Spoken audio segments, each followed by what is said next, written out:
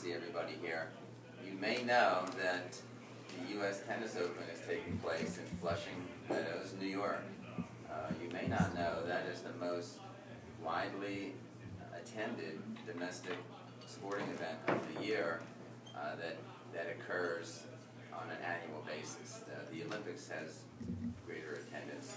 In terms of an annual event, the U.S. Tennis Open outdraws any of the golf majors, the World Series. It's an extraordinarily popular event. So I thought it would be timely and topical to have a good friend of mine, Carlos Girola, who is the head tennis professional at Lanark Country Club. And prior to that, he was assistant professional at Overbrook. And I can say that in addition to being a good friend of mine, Carlos has an amazing passion for the sport of tennis. And I see he's out there playing and teaching and promoting all the time.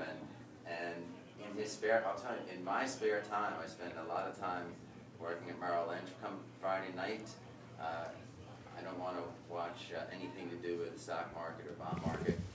But Carlos, in his free time, I see him out there working on his game, and he has a great passion for it. And it's really a pleasure to see. So I'd like everybody to welcome Carlos Girola.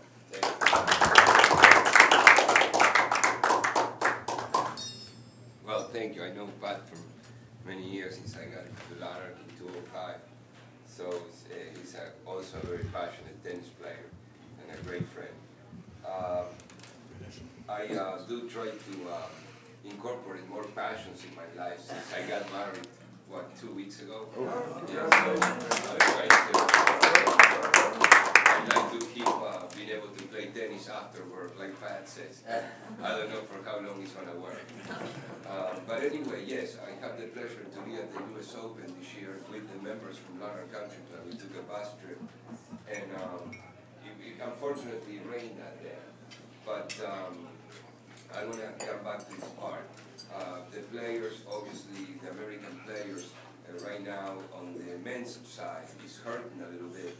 The names that we used to have played, or the places are pretty much retiring, and we do have great players, but the ranking that they have does not compare to the time of Pete Sampras or Andre Agassi, not even talk about Jimmy Connors and John McEnroe.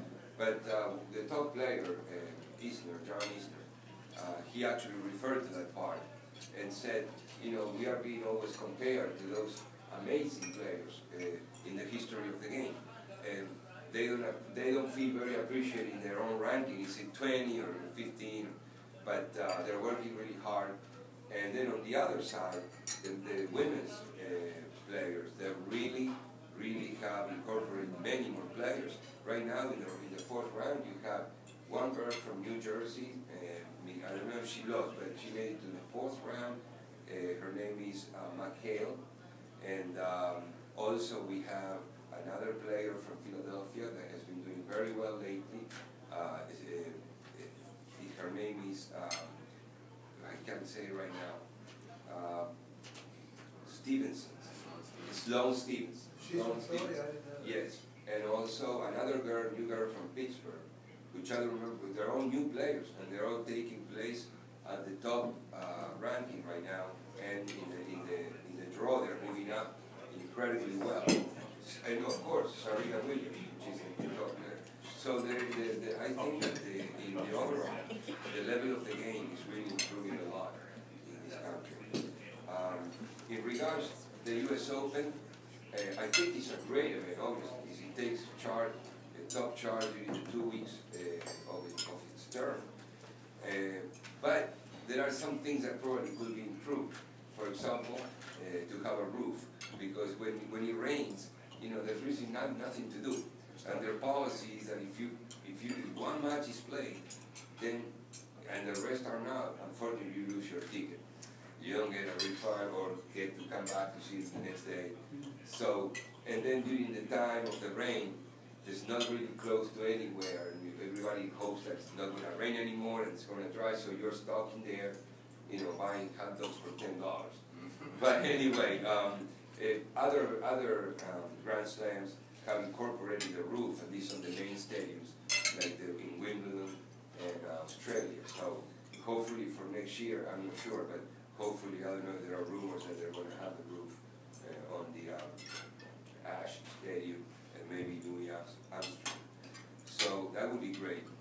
And besides, also, it's a very popular game. The tennis game I think is great because you can play really all your life at any different levels. That's the main popularity of this game.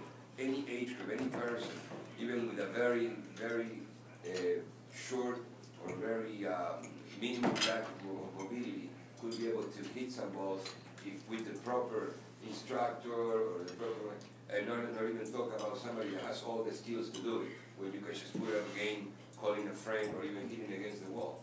So I think it's a form of exercise. You can access to exercise of the whole body without the possibility of injury or risk of contact, and also without needing a group of people, just an instructor or a wall or a partner. So I really think that it's great because it sharpens up your mind. It's a game that is oriented to be self-perfected.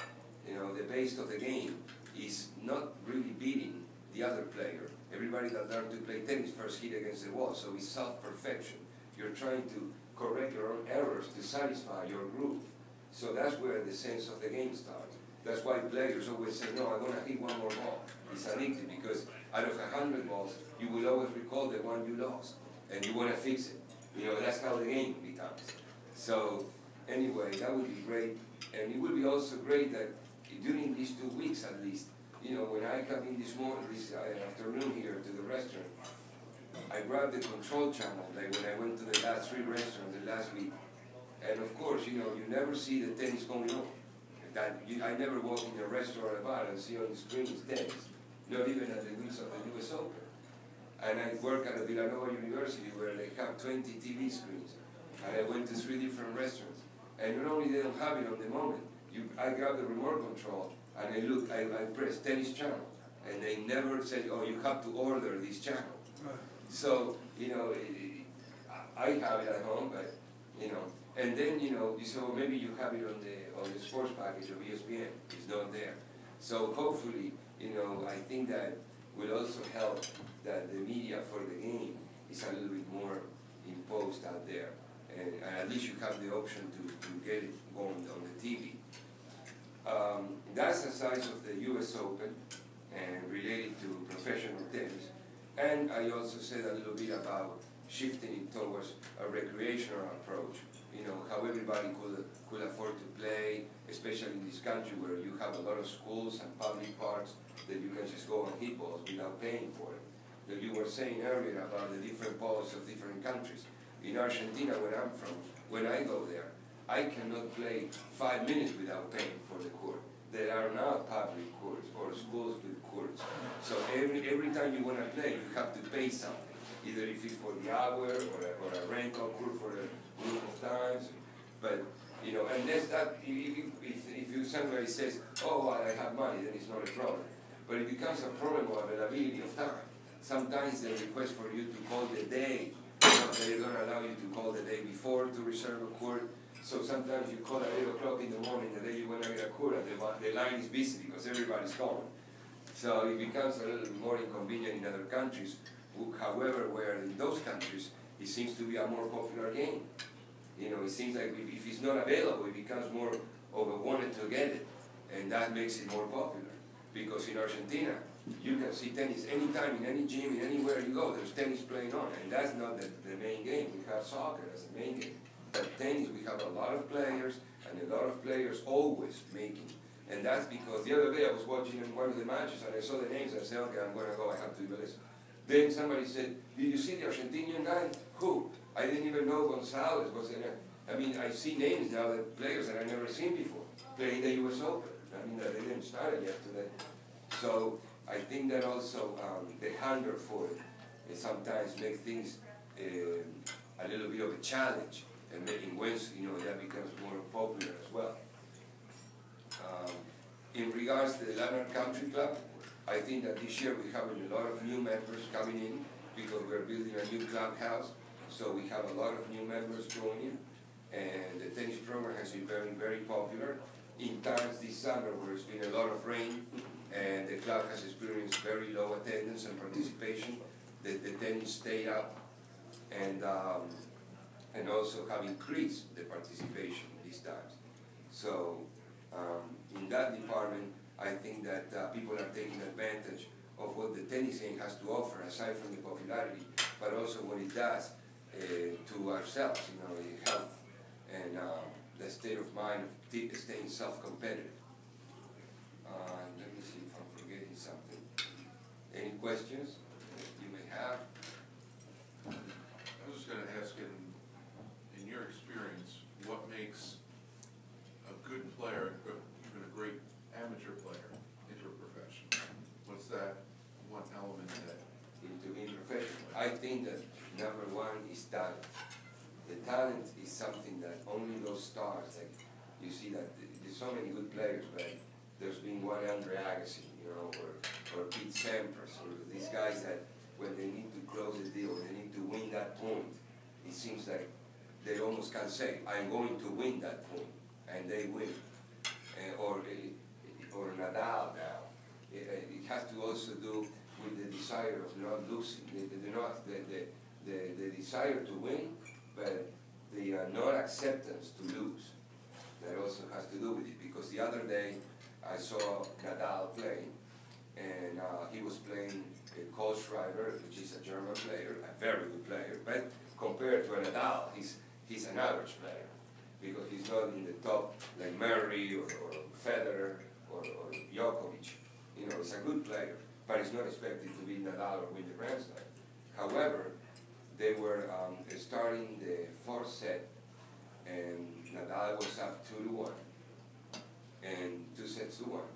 But the last set was won by Schreiber. So here he's playing, and he started the fourth set, and I believe that it was the first game of the set when he had an overhead point to win and take the break of serve of Nadal, which will start really good to win the set and win the match. So, or stay in the match. He lost that point, that 1 point in the first game, that overhead, he hit it into the net. And after that, his game went down and lost 6-0. And Nadal grew, he played better. So I guess that the fear of saying, wow, I was at the point that I'm going into Nadal's mind, and I'm thinking, wow, I was so vulnerable at that point. It could have cost me the match. He rejected that thought so much that he transferred his performance to never go through that again that match. And he just elevated his game. And on the other player, the level of frustration still recalled for the loss of that point and all the possibilities to come off of that made him actually play a lesser game from that point on. So that's, I don't know, and of course dedication, commitment all the way. It's a sport that requires for you to pretty much have to not to go to school and take traveling or maybe do, so with competing with the tradition of the American population where college is the main thing in our lives, and a good college, I think that most of the players in America finish their college and they go pro, where at that time all the other players in the other countries have been doing it all that time beforehand. Now the American players are incorporating more studying or graduating while they're on the tour in academies that include that possibility, but they have to give up to that Ivy League school or the expectations of a solid or a more solid degree from one of those qualified universities.